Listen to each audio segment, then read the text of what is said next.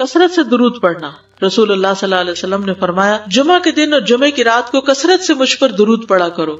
بس جو آدمی مجھ پر ایک دفعہ درود بھیجے گا اللہ اس پر 10 رحمتیں نازل کرے گا. اللہم صلی علی محمد. رسول اللہ صلی اللہ علیہ وسلم نے فرمایا تمہارے افضل دنوں میں سے جمعے کا دن ہے. اسی دن آدم علیہ السلام پیدا کیے گئے, اسی دن ان کی روح قبض کی گئی, اسی دن سور پھونکا جائے گا اور اس دن سب لوگ بے ہوش ہوں گے. اس لیے اس دن مجھ پر کثرت سے درود بھیجا کرو کیونکہ تمہارا درود مجھ پر پیش کیا جاتا ہے. کہتے ہیں لوگوں نے پوچھا یا رسول اللہ ہمارا درود آپ پر کس طرح پیش کیا جائے گا جبکہ آپ کا جسم بوسیدہ ہو چکا ہوگا؟ تو آپ نے فرمایا بے شک اللہ عز و جل نے انبیاء کے جسموں کو زمین پر حرام کر دیا ہے, یعنی فرشتوں کے ذریعے آپ تک درود پہنچایا جاتا ہے. انبیاء کے جسموں کو مٹی نہیں کھاتی, صحیح سلامت ہوتے ہیں ان کے جسم. سورۃ الکہف پڑھنا. نبی صلی اللہ علیہ وسلم نے فرمایا جو شخص جمعہ کے دن سورۃ الکہف پڑھتا ہے تو اس کے لیے دوسرے جمعے تک نور روشن رہتا ہے. غسل کرنا. ہر بالغ پر جمعہ کے لیے جانا ضروری ہے اور ہر وہ شخص جس پر جمعہ کے لیے جانا ضروری ہے اس پر غسل ہے, یعنی اس کو لازمی غسل کرنا چاہیے, اللہ یہ کہ کوئی مجبوری ہو. تو آپ اپنا اسکیجول اس طرح بنائے نا کہ جیسے اگر آپ ہر روز نہاتے پھر تو کوئی مسئلہ نہیں, لیکن اگر آپ ایک دن چھوڑ کے ایک دن نہاتے ہیں تو آپ پھر اس طرح اسکیجول کریں کہ جیسے آپ منڈے کو نہائے, پھر وینسڈے کو نہائے, پھر جمعے کو نہائے, پھر آپ سیٹرڈے سنڈے اگر نہیں بھی نہاتے پھر منڈے. تو اس طرح آپ جمعے کو مس نہیں کریں گے. یہ نہیں کہ جمعرات کو نہا کے جمعہ کو چھوڑ دیا یا جمعہ چھوڑ کے ہفتے کو نہائے, ایسا نہیں کرنا چاہیے. علماء نے غسل کے حکم کے بارے میں اختلاف کیا. بعض تو کہتے ہیں یہ واجب ہے, یعنی فرض کے درجے میں ہے, اور جمہور علماء یہ کہتے ہیں کہ مستحب ہے, پسندیدہ ہے, افضل عمل ہے. حدیث میں آتا ہے جس نے جمعے کے دن وضو کیا اس نے اچھا کیا, اور جس نے غسل کیا تو یہ افضل ہے. صفائی میں مبالغہ ہوتی نا, ویکلی صفائی آپ کو کرنی ہوتی ہے, یعنی جیسے ناخن وغیرہ کاٹتے ہیں یا پھر اپنے زائد بال وغیرہ اتارتے ہیں, تو یہ سب چیزیں اگر جمعے کے دن ہو تو زیادہ بہتر ہے. نبی صلی اللہ علیہ وسلم نے فرمایا جو شخص جمعے کے دن اچھی طرح غسل کرے, اچھی طرح سنوار کر وضو کرے, اپنے بہترین لباس میں سے پہنے, یعنی جمعے کے دن باقی دنوں کی نسبت اچھا لباس پہنے, اللہ نے اس کی قسمت میں گھر والوں کی جو خوشبو لکھی ہو وہ لگا لے, یعنی گھر میں جو بھی خوشبو ہے, پھر جمعہ پڑھنے آئے تو لغو کام نہ کرے, 2 آدمیوں کے درمیان جدائی نہ کرے, یعنی 2 لوگ بیٹھے ان کے بیچ میں گھس کے بیٹھ جائے. اس جمعے اور دوسرے جمعے کے درمیان کے پورے ہفتے کے گناہ معاف کر دیے جاتے ہیں. پھر مسواک کرنا. جمعے کی سنتیں بتاتے ہوئے آپ نے فرمایا اور تم پر مسواک کرنا لازم ہے. اچھا لباس پہننا. نبی صلی اللہ علیہ وسلم نے فرمایا اگر ممکن ہو تو جمعہ کے لیے اپنے کام کاج کے کپڑوں کے علاوہ 2 کپڑے اور بنا رکھنے میں کیا حرج ہے. اسپیشل ڈریس رکھے جو جمعے کو ہی پہن لے. خوشبو لگانا, یعنی خوشبو لگائے, حدیث میں آتا ہے چاہے وہ عورت کی خوشبو سے ہو, یعنی آپ کی اپنی نہیں, بیوی کی خوشبو پڑی ہو وہی لگا لو, لیکن لگاؤ. تیل لگانا. جو شخص جمعہ کے دن غسل کرے اور جس قدر ممکن ہو پاکیزگی حاصل کرے اور اپنے تیل میں سے تیل لگائے یا اپنے گھر کی خوشبو میں سے خوشبو لگائے, پھر نکلے کہ 2 آدمیوں کے درمیان تفریق نہ کرے, جتنی مقدرہ نماز پڑھ لے, اور جب امام بات کرے تو خاموش رہے. اس جمعے سے لے کر دوسرے جمعے تک اس کے گناہ بخش دیے جاتے ہیں. جمعہ کا وقت. سورج ڈھلتے ہی جمعہ پڑھنا. سورج ڈھلتے ہی جمعہ پڑھنا. اول وقت جمعہ پڑھنا, بہت لیٹ نہیں کرنا چاہیے. ایاس بن سلمہ بن عقبہ اپنے والد سے روایت کرتے ہیں, انہوں نے کہا کہ ہم رسول اللہ صلی اللہ علیہ وسلم کے ساتھ جمعے کی نماز پڑھ کر واپس لوٹتے تھے تو دیواروں کا سایہ اتنا نہیں ہوتا تھا کہ ان سے اپنے آپ کو سایہ مہیا کیا جا سکے, یعنی ابھی سورج بہت تھوڑا ڈھلا ہوتا تھا. ہاں گرمی کی شدت میں تاخیر کی اجازت ہے. مسجد میں داخلہ. مسجد کی طرف جلدی نکلنا. تحیت المسجد ادا کرنا. عمر بن دینار کہتے ہیں انہوں نے جابر رضی اللہ عنہ کو کہتے ہوئے سنا کہ ایک شخص جمعہ کے دن مسجد میں داخل ہوا اس حال میں کہ نبی صلی اللہ علیہ وسلم خطبہ دے رہے تھے. تو آپ نے فرمایا کیا تم نے نماز پڑھی؟ اس نے کہا نہیں. تو آپ نے فرمایا کھڑے ہو 2 رکعتیں پڑھو. اب یہ بڑا اہم مسئلہ ہے, مسجد میں داخل ہو چاہے خطبہ ہو رہا ہو 2 رکعت پڑھے بغیر نہ بیٹھو, ٹھیک ہے. اور یہ کیا ہے؟ دراصل تحیت المسجد. یہ جمعے کی سنتیں نہیں ہیں, یہ کیا ہے؟ تحیت المسجد ہے. اور مختصر پڑھی جائیں, یعنی امام جب خطبہ دے رہا ہو تو چاہیے کہ 2 رکعتیں پڑھے اور دونوں میں اختصار کرے. نماز سے قبل ہلکا بنانے کی ممانعت. مثلا آپ جلدی چلے گئے تو یہ نہیں کہ ایک گروپ بنا کے آپس میں گپ شپ شروع کر دیں, نہیں, سیدھے ہی لائنوں میں بیٹھیے.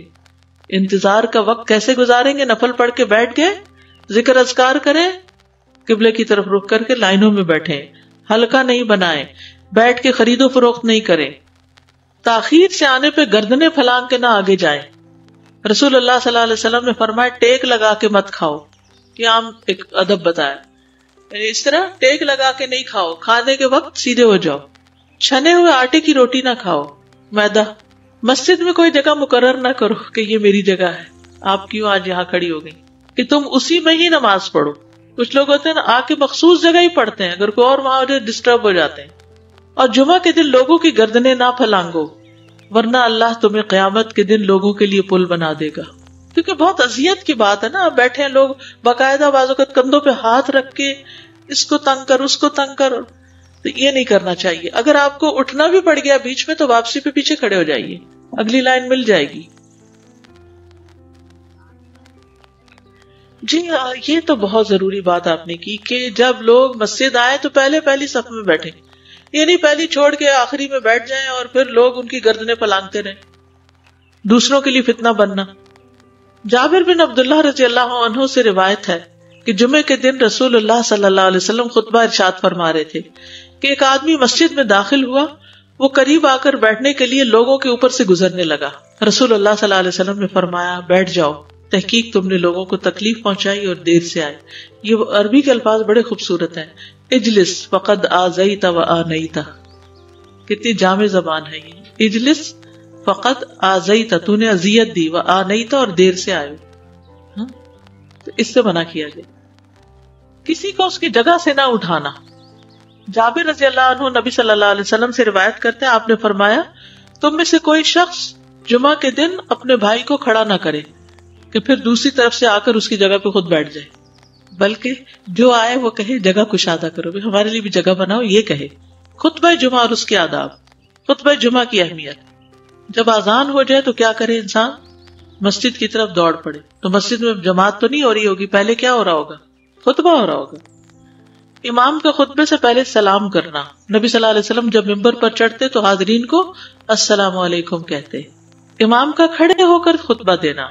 رسول اللہ صلی اللہ علیہ وسلم کھڑے ہو کر خطبہ دیتے، پھر بیٹھ جاتے، پھر کھڑے ہوتے اور کھڑے ہو کر خطبہ دیتے، یعنی بیچ میں تھوڑا سا بیٹھ بھی جاتے تھے. جس نے تمہیں یہ خبر دی کہ آپ بیٹھ کر خطبہ دیتے تھے تو تحقیق اس نے جھوٹ بولا. بس یقیناً اللہ کی قسم میں نے آپ کے ساتھ 2000 سے زائد نمازیں پڑھی ہیں، یعنی جن میں بہت سے جمعے بھی آئے ہیں، تو ایسا کچھ نہیں. امام کا 2 خطبے دینا، یعنی کھڑے تھے پہلے، پھر ذرا بیٹھ گئے، پھر دوسری دفعہ اٹھے تو یہ 2 خطبے ہو گئے. مختصر خطبہ دینا. آپ کے خطبات چند کلمات ہوا کرتے تھے، بہت لمبی تقریریں نہیں. آپ کا خطبہ درمیانہ ہوتا تھا. نبی صلی اللہ علیہ وسلم نے فرمایا آدمی کا نماز کو لمبا کرنا اور خطبے کو مختصر کرنا اس کی سمجھداری کی علامت ہے.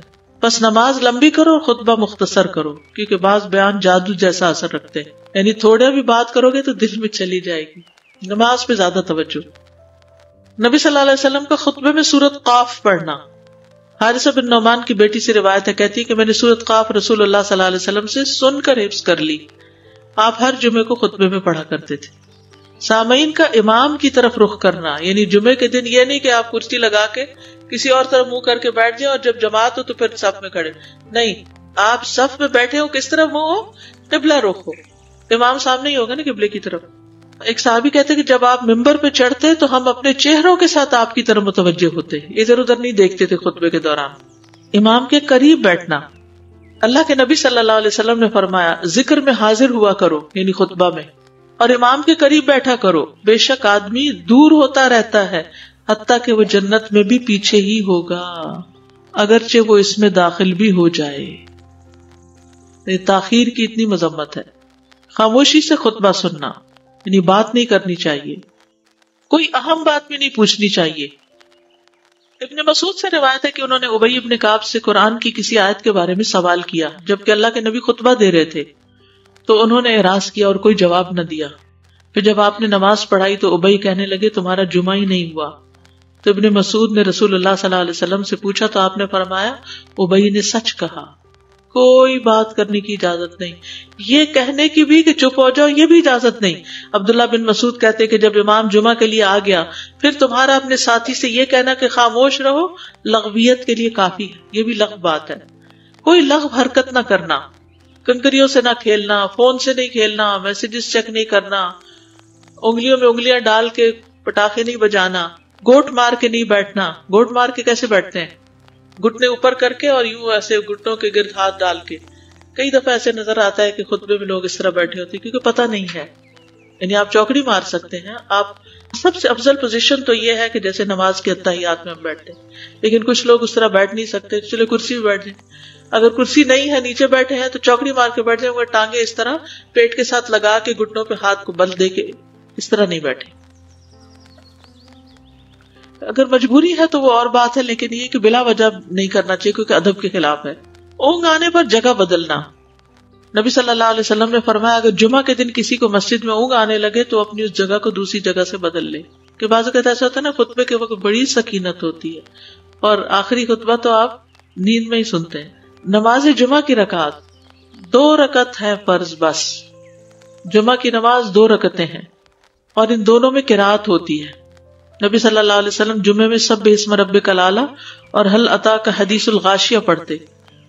کبھی جمعہ اور عید کٹھے ہو جاتے تب بھی دونوں نمازوں میں یہی سورت پڑھتے تھے. ٹھیک ہے. اسی طرح صبح کی نماز میں جمعے کے دن الف لام میم التنزیل اور هل اتى علی الانسان کی قرات کرتے اور نماز جمعہ میں سورۃ الجمعہ اور منافقین کی تلاوت کرتے. یعنی یہ بھی ملتا ہے. فرض کے بعد 2 رکعت پڑھنا. عبداللہ بن عمر سے روایت ہے انہوں نے رسول اللہ صلی اللہ علیہ وسلم کی نفل نماز کو بیان کیا اور کہا کہ آپ جمعے کے بعد کوئی نفل نماز نہیں پڑھتے تھے حتیٰ کہ واپس تشریف لے جاتے پھر اپنے گھر میں 2 رکعت پڑھتے تھے. اب جو لوگ گھر نہیں جاتے تو پھر وہیں پر وہ پڑھ لیتے ہیں، ورنہ آپ صلی اللہ علیہ وسلم اپنی سنتیں وغیرہ گھر میں پڑھتے تھے. اور اسی طرح 4 بھی پڑھی جا سکتی، 2 بھی ہیں 4 بھی ہیں. آپ صلی اللہ علیہ وسلم نے فرمایا جب تم میں سے کوئی جمعہ پڑھ چکے تو اس کے بعد 4 رکعتیں پڑھے. یہ آپ کا حکم ہے. تو جب آپ کا 2 چیزیں ہوتی ہیں سمجھنے کے لیے، ایک آپ کا فعل ہوتا ہے اور ایک آپ کا حکم ہوتا ہے. تو ہمارے لیے کیا ہے جو آپ کا حکم ہو. جمعے کے بعد کوئی اور نماز پڑھنے سے پہلے گفتگو کرنا، یعنی سنت پڑھنے سے پہلے گفتگو کرنا. اسما بن مالک سے مرفوعاً روایت ہے کہ جب تم میں سے کوئی آدمی جمعہ کی نماز پڑھے تو اس کے بعد اس وقت تک کوئی نماز ادا نہ کرے جب تک کسی سے کلام نہ کرے یا اس جگہ سے نکل نہ جائے. پہلے منع تھا، اب کوئی نہ کوئی بات کر لینی چاہیے. نہیں سمجھ آئی؟ یعنی جمعہ پڑھ لیا آپ نے اور پھر کسی سے آپ سلام دعا کر لیں، اس کے بعد سنت پڑھیں یا نفل جو بھی. ٹھیک ہے. اور گھر جانا ہے تو گھر جا کے پڑھیں، اور اگر گھر نہیں جانا، کام پہ جانا ہے تو ادھر ہی پڑھ کے چلے جائیں. کتنا پیارا ہے ہمارا دین کہ اتنا لمبا بھی چپ کا روزہ نہیں رکھوایا. بالکل. عاصم سے روایت ہے، وہ ابو قلابہ سے نقل کرتے ہیں میں نے ان کے ساتھ جمعہ کی نماز پڑھی. جب میں نے اپنی نماز پوری کر لی انہوں نے میرے ہاتھ کو پکڑا اور میری جگہ پر کھڑے ہوئے اور مجھے اپنی جگہ پہ کھڑا کیا. وہ جو ہم چینج کرتے ہیں نا جگہ، وہ اس کی بات ہو رہی ہے. یعنی جمعے کے بعد کوئی اور نماز پڑھنے سے پہلے بات بھی کر لینا، جگہ بھی تبدیل کرنا. لیکن اگر کچھ لوگ پہلے سے ہی آپ کی سنتیں شروع کر چکے اور کوئی چینج کرنے والا نہیں تو پھر پڑھ لیجئے. یعنی یہ مستحب اعمال ہیں، ان میں ایسا نہیں کہ کوئی گناہ لازم ہو جائے گا، لیکن افضل یہ ہے، افضل سے اجر زیادہ ہو جاتا ہے.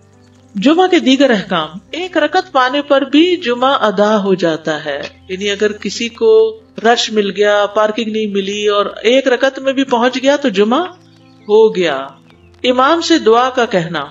انس کہتے ہیں کہ ایک سال نبی صلی اللہ علیہ وسلم کے عہد میں لوگ قحط میں مبتلا ہوئے. جمعہ کے دن میں نبی صلی اللہ علیہ وسلم کے خطبہ پڑھنے کے دوران میں ایک اعرابی کھڑا ہو گیا. کہا یا رسول اللہ، مال تباہ ہو گئے، بچے بھوکے مرنے لگے، اس لیے آپ اللہ سے ہمارے حق میں دعا کیجیے. آپ نے اپنے دونوں ہاتھ اٹھائے. اس وقت آسمان پر بادل کا ایک ٹکڑا بھی نہیں تھا. قسم اس ذات کی جس کے ہاتھ میں میری جان، آپ نے ہاتھ اٹھائے بھی نہیں تھے کہ پہاڑوں کی طرح بادل کے بڑے بڑے ٹکڑے امڑ آئے. یہ معجزہ ہے آپ کا. آپ کی دعا قبول ہو گئی. پھر آپ ممبر سے ابھی اترے نہیں تھے کہ میں نے آپ کی داڑھی پر بارش کے قطروں کو ٹپکتے ہوئے دیکھا. اس دن خوب بارش ہوئی. پھر دوسرے دن، تیسرے، چوتھے، حتیٰ کہ دوسرے جمعے تک سلسلہ جاری رہا. دوسرے جمعے وہی عربی یا کوئی اور کھڑا ہو گیا اور کہا یا رسول اللہ، چھتیں گر گئی، مال ڈوب گیا، اس لیے آپ ہمارے لیے اللہ سے دعا کیجیے. چنانچہ آپ نے اپنے دونوں ہاتھ اٹھائے اور فرمایا اے میرے اللہ، ہمارے ارد گرد برسا، ہم پر نہ برسا. اور بدلی کے جس طرف اشارہ کرتے وہ بدلی ہٹتی جاتی اور مدینہ ایک حوض کی طرح ہو گیا. وادی کنات 1 مہینے تک بہتا رہا. جو شخص بھی کسی علاقے سے آتا تو اس پر بارش کا حال بیان کرتا. جیسے ہوتا ہے نا کوئی فلڈ آ جائے یا کچھ ہریکین تو پھر ہر کوئی موضوع گفتگو ہو جاتا ہے. جمعہ کے بعد قیلولہ کرنا. انس کہتے ہیں کہ ہم لوگ جمعہ کے دن سویرے نکلتے اور جمعہ کی نماز کے بعد قیلولہ کرتے تھے، جمعہ کے بعد کھانا کھانا. سہل کہتے ہیں کہ ہم نہ تو قیلولہ کرتے نہ دوپہر کا کھانا کھاتے مگر جمعے کے بعد. لنچ کب ہے؟ جمعے کے بعد. جمعے کو قیام و سیام کے لیے خاص کرنے کی ممانعت ہے، یعنی اس دن کی رات کو شب جمعہ منانا کہ اس رات پوری عبادت کریں گے، یہ سنت سے ثابت نہیں. ٹھیک ہے. اور دن کو روزے کے لیے خاص کرنا یہ بھی سنت سے ثابت نہیں، الا یہ کہ کوئی معمول کا روزہ رکھتا ہے، ایام 20 کا روزہ ہے تو وہ اور بات ہے.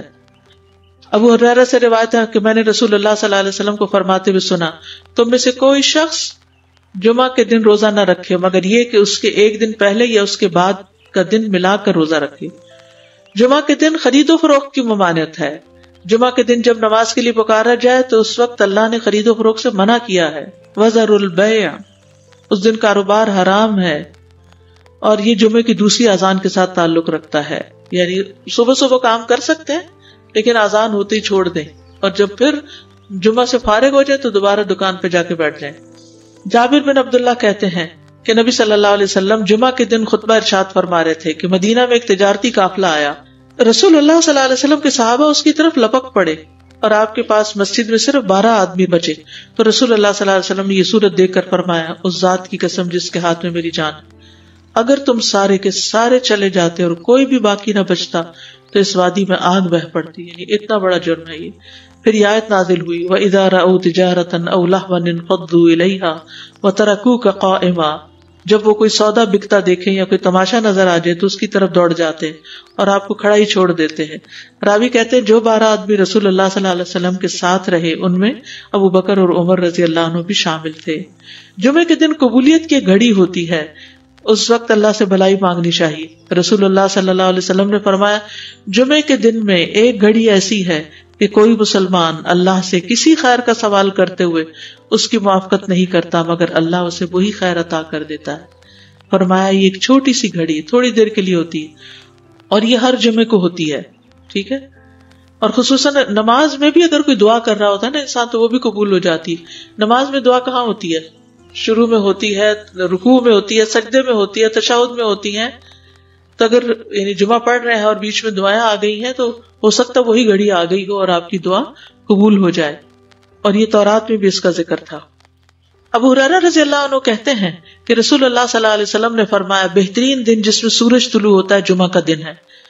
اس دن میں ایک گھڑی ایسی ہے کہ نماز کی حالت میں اگر کوئی مسلمان بندہ اللہ عز و جل سے کچھ طلب کرے تو وہ اس کو ضرور دیتا ہے. کعب نے کہا ایسا سال میں ایک مرتبہ ہوتا ہے؟ تو میں نے کہا نہیں بلکہ ہر جمعہ کو ہوتا ہے. کہتے ہیں پھر کعب نے تورات پڑھی تو کہا نبی صلی اللہ علیہ وسلم نے سچ فرمایا. ابو ہریرہ رضی اللہ عنہ کہتے ہیں کہ میں بعد میں عبداللہ بن سلام سے ملا اور ان سے اپنی اور کعب کی مجلس کا بتایا تو عبداللہ بن سلام رضی اللہ عنہ نے کہا میں جانتا ہوں وہ گھڑی کب آتی ہے. ابو ہریرہ نے کہا مجھے بھی بتائیے. انہوں نے کہا وہ جمعہ کے دن میں آخری گھڑی ہے. میں نے کہا یہ جمعے کے دن کی آخری گھڑی کیسے ہو سکتی ہے؟ حالانکہ رسول اللہ صلی اللہ علیہ وسلم نے فرمایا جو مسلمان بندہ اس کو نماز پڑھتے ہوئے پائے. اس وقت میں کوئی نماز نہیں پڑھی جاتی. تو عبداللہ بن سلام نے کہا کیا رسول اللہ صلی اللہ علیہ وسلم نے یہ نہیں فرمایا جو شخص نماز کے انتظار میں بیٹھا رہے وہ گویا نماز ہی کی حالت میں ہے حتیٰ کہ نماز پڑھ لے؟ کہتے ہیں میں نے کہا ہاں. تو انہوں نے کہا بس یہی ہے. یعنی اس وقت کیا کرنا چاہیے؟ آخری گھڑی میں وضو وغیرہ کر کے مغرب کی نماز کے انتظار میں بیٹھ کے دعائیں کریں، آذان ہو تو نماز پڑھ لیں. عصر کے بعد سے مغرب تک کا وقت ہے. انس بن مالک سے روایت ہے کہ نبی صلی اللہ علیہ وسلم نے فرمایا جمعہ کے دن اس گھڑی کو جس میں دعا کی قبولیت کی امید کی جاتی ہے عصر سے لے کر سورج ڈوبنے تک کے درمیان تلاش کرو اور دن کی آخری گھڑی ہے. تو اللہ سبحانہ وتعالی ہمیں اس دن کی برکتوں سے فائدہ اٹھانے کی توفیق عطا فرمائے.